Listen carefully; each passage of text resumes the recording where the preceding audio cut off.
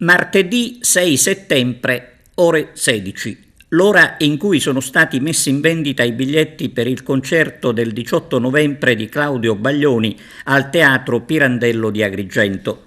Pochi minuti e i giochi sono fatti, con i biglietti esauriti in pochissimo tempo, spariti. Chi c'è e chi non c'è adesso, e con mille ragioni, esprime la propria delusione chiedendo che la data per Baglioni venga raddoppiata utilizzando anche il 17 novembre, giornata a quanto pare libera da impegni ufficiali dell'artista. A Trapani addirittura il tutto esaurito è stato registrato dopo qualche minuto dall'inizio della vendita. Ma è dei 500 posti di Agrigento che vogliamo occuparci, perché è assurdo che un artista come Baglioni possa avere a disposizione solo 500 posti. Da qui la pressante richiesta di una doppia serata, come sarà per Eros Ramazzotti al Teatro dei Templi.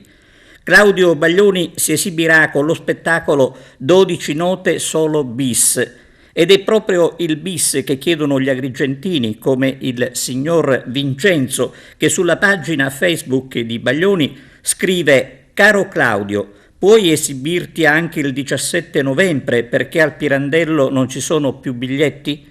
Chissà se prenderanno in esame le istanze.